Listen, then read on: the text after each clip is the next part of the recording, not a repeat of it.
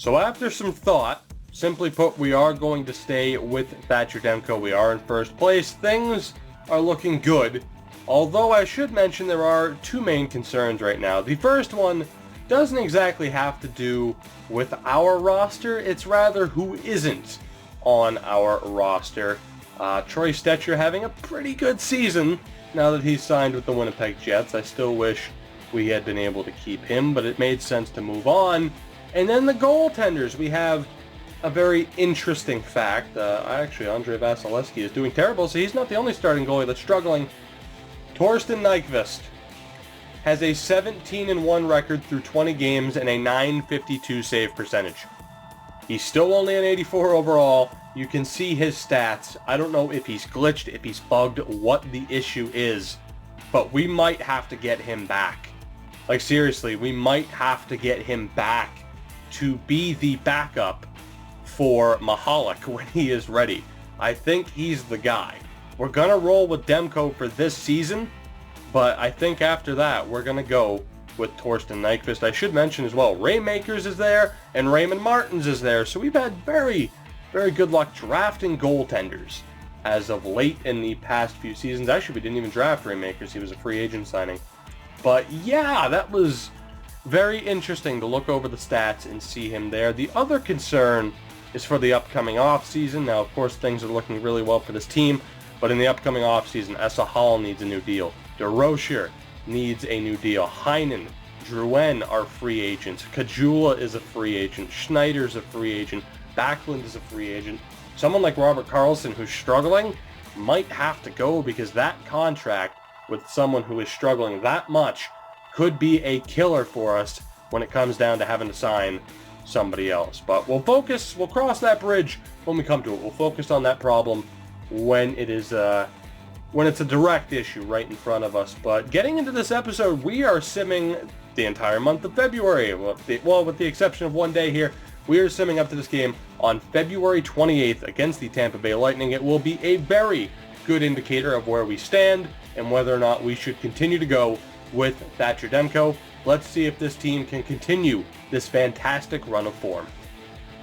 Quick interruption here, though. Unfortunately, Aaron Ekblad has gone down to a hamstring injury. He's going to be out until late February.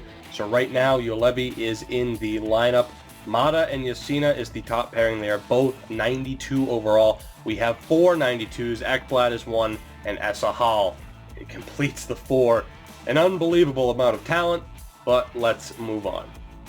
So overall, not our greatest sim period. Our record stands at 33, 18, and 8. That is still good enough to top the division through, 59 games now? Almost already forgot. Through 59 games, still in first place, 5 points ahead of the Ducks, 3 games at hand on the Calgary Flames in third place, who are still at 69 points as well. So despite some struggles of certain players, things are looking pretty damn good for this team, which worries me because there are certain trades I think it'd be worth making. I don't think trading Drake Kajula would absolutely kill this team, and it would ensure that we get something for him rather than him leaving for free at the end of the year. Same with Robert Karlsson, him not leaving for free at the end of the year, but I just don't think he's worth having at this point.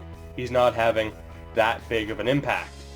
Defensively, aside from injuries to basically everybody in the top 4 at some point or another this season, things have been going well. Mahalik will get the next start. Thatcher Demko down to an 87 overall. Still just a .915 save percentage. Very, very concerned about that. We could pull the trigger on the Nyquist trade right about now, but let's see what happens here first. The last game of February, and we get the win, 4-3. That moves us into the month of March. Still in first place. We only have 1 back-to-back at this point. But the question remains now is, do we make those trades? Do we risk shaking up the lineup just a little bit too much in an effort to make sure that we actually get something for certain players who are just simply not having that big of an impact on the team? That is the question. Now guys, this was not an easy trade because we are getting rid of someone who has been with us since the beginning, but it's one that I feel like we have to make Drake Caggiula is not going to be a top 2 guy at this point. And on the third line, he's still only contributing 20, maybe even 30 points by the end of the year. We might miss his presence in the playoffs, but in return, we pick up Alex Pietrangelo as a depth defenseman along with a 3rd and 4th round pick. If Plant struggles, Pietrangelo takes his spot. Next up, again, not a trade I wanted to make. He started the season on the 2nd line, ends up on the 3rd and then the 4th, and I have simply lost faith in him for the cap hit that he has. Again, I am very concerned with the players we have to re-sign. We sent Robert Karlsson to the Red Wings, essentially for a 2nd round pick, a 4th, and a prospect who we will be releasing at the end of the year. And our last trade, and I can fully admit this is not the best example of asset management I have ever displayed in this series, but it's Daniel Bergeron, who is an 80 overall. We know he's not going to fit into the plans because of Mahalik, along with 2/3 and some lower round picks to the Florida Panthers for Torsten Nyquist. So before moving forward, let's take a look at the roster as it stands. Of course, the top 2 lines remain the same. The 3rd line is now Wade Savage, Jordan Hendry, and Brendan Schneider, with the 4th line being Melvin Doyle, Backlund, and Sloan. Of course, Doyle and Sloan being the call-ups. I really don't expect them to, be as, they can't really do any less than what Caggiula was doing. And I know that's tough because it was 20 points, but I can't imagine either of these guys finishing with like 5 points for the rest of the way. It was at this moment that he knew.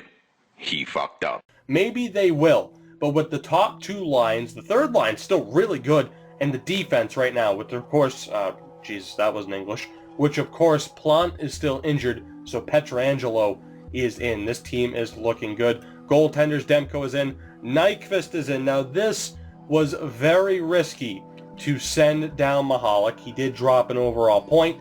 It's for 1 year.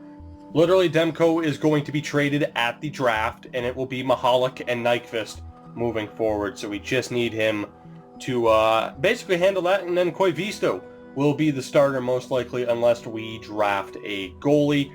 We did end up signing our last 2 unsigned players, Marco Wirtanen and Nicholas Hanula, so they get into the lineup, and things are looking good. I mean, this is what we needed. We needed the next, I guess really the next generation of players to step in, and that's what our lineup is right now. But let's not waste any more time. As far as I know, those are the only trades I am going to make. The question is, how big of an impact will those moves have on our team moving forward? And we're going to find out because we go past the trade deadline to this game against the New York Islanders on March 25th.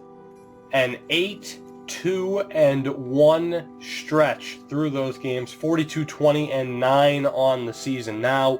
Of course, we are still in first place. This team is looking fantastic. I should say Plant has been back for the last couple of games, and of course Pietrangelo is scratched. But with the game at hand, we are 11 points above the Arizona Coyotes with 11 games to go. It would take a miracle for us not to win the division yet again. Things are looking fantastic for this team, and as I hoped, trading away Karlsson, trading away Caggiula hasn't really affected this team. Our locker room chemistry is pretty low, but we're winning, so who cares? How much stock should I really put into that? Things are going well for this team, and Torsten Nyquist makes his return to the crease, his first game since we reacquired him.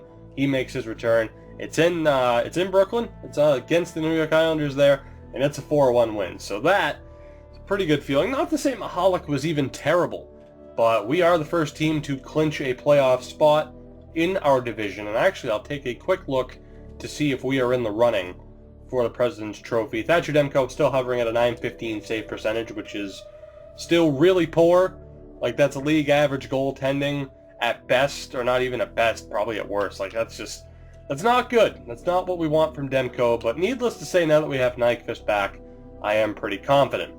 We are one of 2 teams that have clinched a playoff spot thus far, along with the Winnipeg Jets. We have a game in hand. It is going to be a dogfight. There are 5 teams, 4 of whom are in the Western Conference, that really have a strong chance of winning that President's Trophy. Now, granted, do I even want to win it? Because it might be more of a curse than anything, of course, as we've seen in real life with the actual Canucks, and as we saw in this series in the last season, as we, of course, failed in the playoffs. But we are simming forward here to April 8th against the Arizona Coyotes. Of course, the annual stretch of games against our divisional rivals. Let's see what happens. Where will we stand in terms of playoff position come April 8th?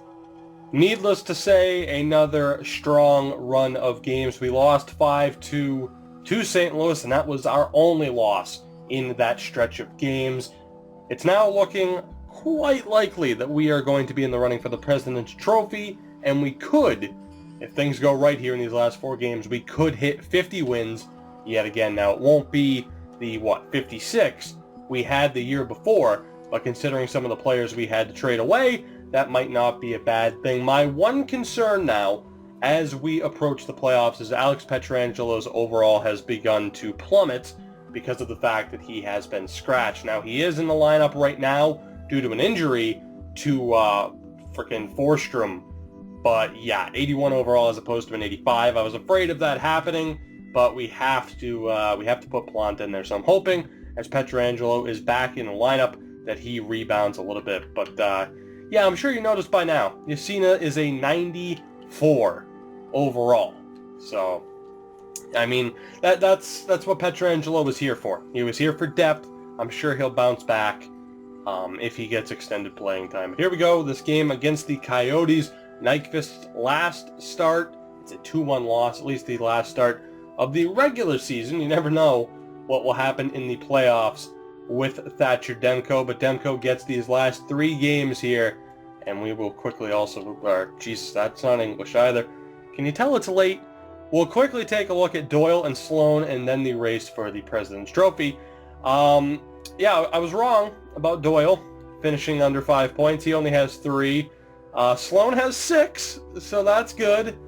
But yeah, that's not as good as I was hoping. Schneider's had a decent year. Hendry's had a decent year, as has Wade Savage. But Jonathan Drouin might just win the scoring race. Danton Heinen, yeah. Heinen might win the scoring race himself, too. And even Austin Matthews, a respectable 55 points. The big names have gotten it done. But my God, Heinen and Drouin might have better chemistry than Drouin and Stamkos had, which is unbelievable to say the least. 84 points for Jonathan Drouin. We have 105 points as a team with 3 games to go. And again, destiny, our fate is in our hands. Can we win our 2nd consecutive President's Trophy? I almost hope we don't, but it is ours to lose at this point. 3 games left, and of course we have a 2-point lead on our closest team. Jesus, that's, man, I'm just awful right now, aren't I? The Winnipeg Jets. Let's sim this game against the Sharks. If we get the win, that very well could be the President's Trophy.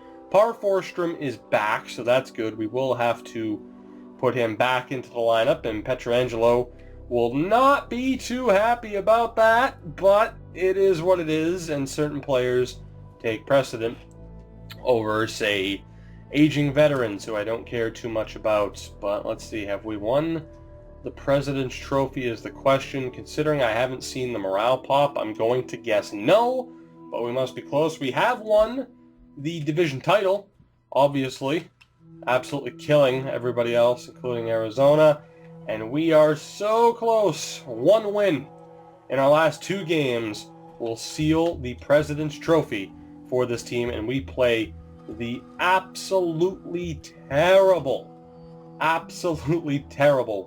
LA Kings. So I can't imagine this going any other way. Now that I say that, I've probably just jinxed the hell out of us, but I have confidence in this team to get it done, and of course that would be our 50th win as well. I do believe, William Gannon, how are you doing, buddy?